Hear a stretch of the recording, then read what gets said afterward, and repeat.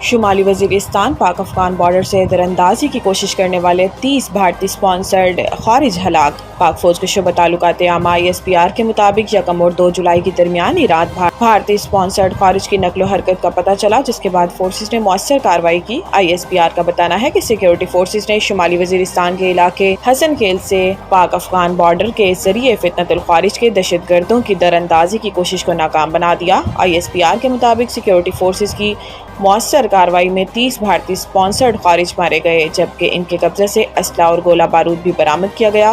ISPR کا کہنا ہے کہ افغان حکومت اپنی سرزمین پاکستان کے خلاف استعمال ہونے سے روکنے کے مؤثر اقدامات کرے۔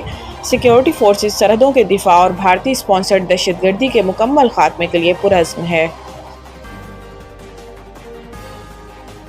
دنیا میں 5 جنگیں رکوائیں، امن کے نوبل انعام کا بہترین امیدوار میں ہوں۔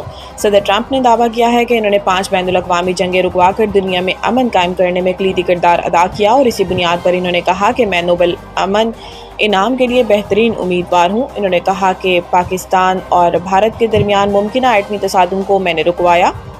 کانگو اور روانڈا کے درمیان گزشتہ 30 سال سے خانہ جنگی جاری تھی، جس میں 60 لاکھ افراد ہلاک ہوئے۔ ہم نے اسے ختم کرایا، جبکہ کوسوو اور سربیا کے مابین جاری کشیدگی کو بھی رکوایا۔ ان کا کہنا تھا کہ سمجھ میں نہیں آتا کہ ایک اسکول کے پروفیسر کو امن کا نوبل انعام کیوں دیا جاتا ہے، جسے کوئی جانتا بھی نہیں۔ خطاب کے دوران صدر ٹرمپ نے امریکی کسانوں کے مسائل کا ذکر کرتے ہوئے کہا کہ وہ ان کسانوں کی مدد کرنا چاہتے ہیں جو اپنے فارموں پر موسمی مائیگرنٹ مزدوروں پر انحصار کرتے ہیں۔ انہوں نے عددیہ دیا کہ اگر کسان ان مزدوروں کی ضمانت دیں تو انہیں ملک میں رہنے دیا جائے گا۔ صدر ٹرمپ نے کہا کہ ان کی حکومت نے امریکی تاریخ کا سب سے بڑا ڈپورٹیشن پلان شروع کیا ہے، جس کے تحت لاکھوں غیر قانونی تارکین وطن کو تلاش کر کے ملک بدر کیا جائے گا۔ انہوں نے مزید کہا کہ اگر میں لاس اینجلس نیشنل گارڈز نہ بھیجتا تو وہاں سب کچھ راکھ کا ڈھیر بن جاتا۔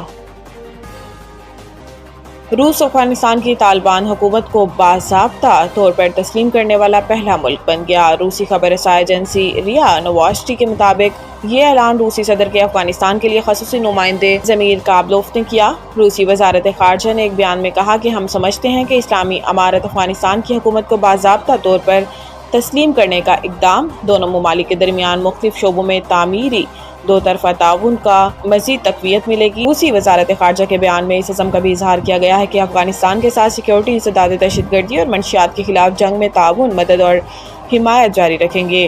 بیان میں مزید کہا گیا ہے کہ دونوں ممالک کے درمیان تجارت اور معیشت کے شعبوں سمیت خاص طور پر توانائی، ٹرانسپورٹ، زراعت اور انفراسٹرکچر میں بھی بڑے مواقع موجود ہیں۔ افغان وزارت خارجہ نے بھی تصدیق کی ہے کہ روسی سفیر دمتری زرنوف نے طالبان کے وزیر خارجہ امیر خان متقی سے ملاقات کی اور انہیں اس فیصلے سے آگاہ کیا۔ اس طرح روس دنیا کا پہلا ملک بن گیا جس نے طالبان کی حکومت کو باضابطہ طور پر تسلیم کیا۔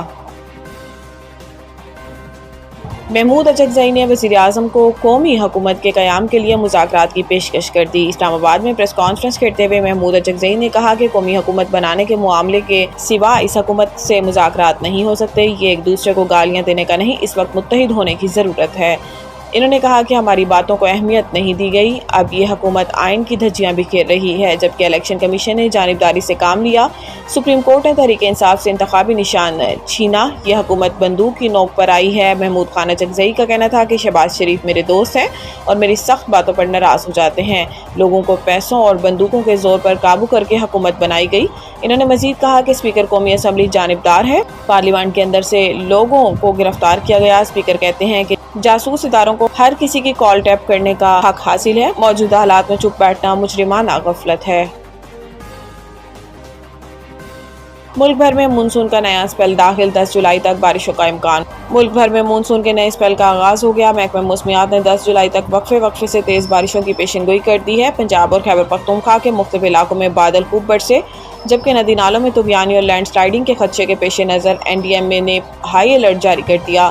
خیبر پختونخوا کے علاقے چراٹ میں سب سے زیادہ 98 ملی میٹر بارش ریکارڈ کی گئی، جبکہ پنجاب کے فیصل آباد میں 33 ملی میٹر اور چکوال میں 28 ملی میٹر بارش ہوئی۔ کرک میں موسلادھار بارش کے بعد برساتی نالوں میں طغیانی آ گئی، جس کے باعث ایک 12 سالہ لڑکا نالے میں بہہ کر جاں بحق ہو گیا۔ محکمہ موسمیات کے مطابق موجودہ مونسون سسٹم 10 جولائی تک ملک کے مختلف حصوں میں بارش برساتا رہے گا۔